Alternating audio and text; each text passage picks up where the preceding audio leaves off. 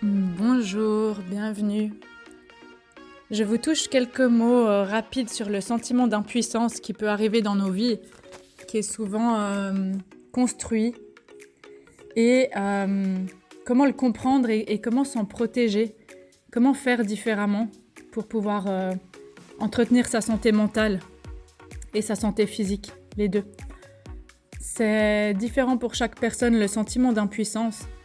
Et souvent, c'est comment je me sens puissant ou impuissant sur la possibilité d'agir pour aider la personne ou d'agir sur la situation, le contexte. Mais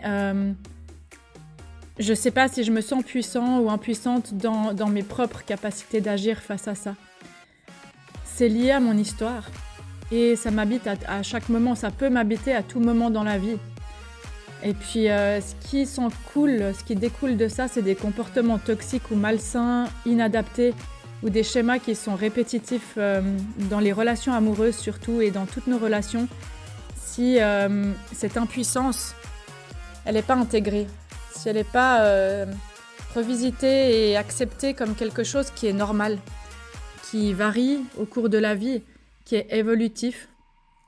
Et quand vous avez, par exemple, le sentiment que pour aider une personne, ça peut être un parent, ça peut être un ami, vous avez l'impression d'avoir tout essayé et qu'il n'y a rien qui a fonctionné, vous êtes confronté à des limites.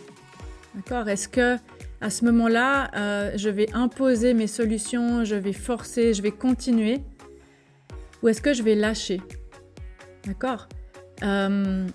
Dites-vous que le sentiment d'impuissance, quand on a eu un parent, c'est implicite ou explicite. C'est-à-dire que quand j'ai eu, par exemple, un parent que je sentais malheureux, ou en dépression, ou malade, ou absent dans sa tête, un parent qui n'était pas accompli, dans la constellation familiale, je vais porter, par exemple, des mémoires de non-accomplissement de sa mission de vie, d'accord, de destin pas réalisé, ou de dépression. Et je porte aussi les parties perdues de mes parents. C'est-à-dire que si j'ai un parent qui est dévitalisé, dépressif ou malade, je peux me construire dans mon costume de survie comme suractif dans ma vie, à ne jamais m'arrêter, parce que si je m'arrête, je ressens la douleur de la léthargie à quelque part. Ou alors je peux me construire comme léthargique à mon tour et ne pas m'autoriser le bonheur et le plaisir dans ma vie. C'est un exemple.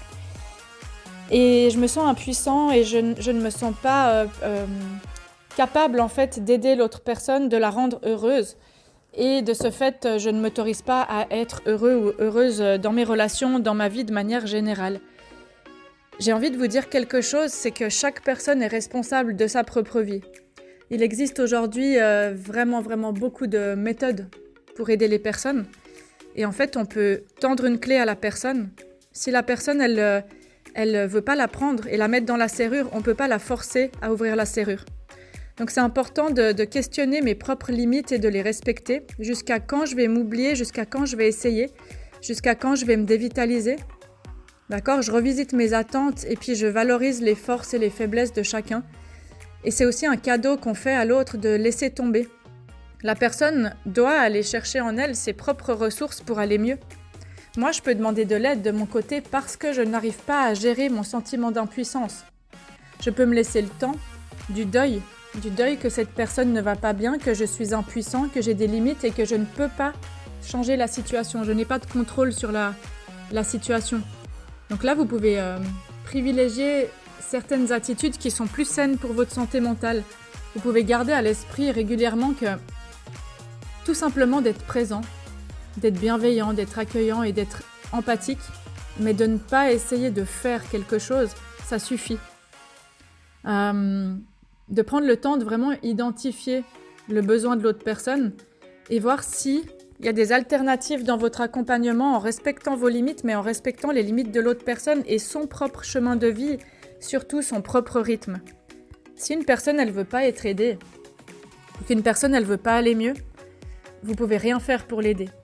Je discutais récemment avec une amie qui ne savait pas quoi faire pour une de ses amies qui est en dépression profonde et qui ne veut pas d'aide.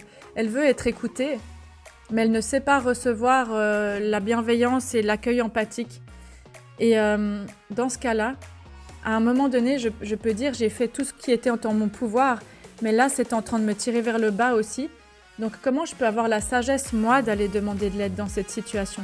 De me dire que je ne suis pas seule, que je ne suis pas obligée de me transformer en proche aidant, que c'est à moi d'aller visiter d'où elle vient, cette impuissance à l'intérieur de moi. Peut-être la culpabilité. Est-ce qu'on m'a fait culpabiliser à un moment dans ma vie parce que je n'aidais pas, parce que je n'étais pas présent? Et c'est vraiment important d'écouter votre état d'esprit et puis vos propres symptômes physiques, les réactions de votre corps dans cette situation et vos émotions. Ça va vous aider à garder une distance émotionnelle et à rester flexible en fait et à vous demander est-ce que je peux réellement être utile? Et qu'est-ce que ça dit de mon histoire, ce sentiment d'impuissance? Quand on a peur de lâcher une personne parce qu'on a peur qu'elle s'en sorte pas, des fois, c'est en lâchant tout que la personne va pouvoir accéder, avoir enfin accès à ses propres ressources sans que personne fasse à sa place. Ok ? C'est vraiment, vraiment important. Et je m'arrêterai là pour aujourd'hui parce que la seule question que je vous invite à vous poser, c'est où est-ce que je me sens impuissant face au malheur de quelqu'un d'autre? Et où est-ce que je ne m'autorise pas à vivre à cause de ça? Et est-ce que j'ai besoin d'aide pour faire ce deuil et pour m'autoriser à remplir mon réservoir d'énergie et ne pas le dispenser pour quelqu'un qui soit ne veut pas être aidé, soit je ne peux réellement rien faire dans cette situation? Posez-vous cette question et dites-vous que l'impuissance, c'est quelque chose qu'on apprend, mais ce n'est pas quelque chose d'immuable. C'est quelque chose dont vous pouvez vous sortir. Il existe des méthodes d'aide pour ça. Voilà. Et je vous souhaite une très belle journée. Merci pour votre écoute. À tout bientôt.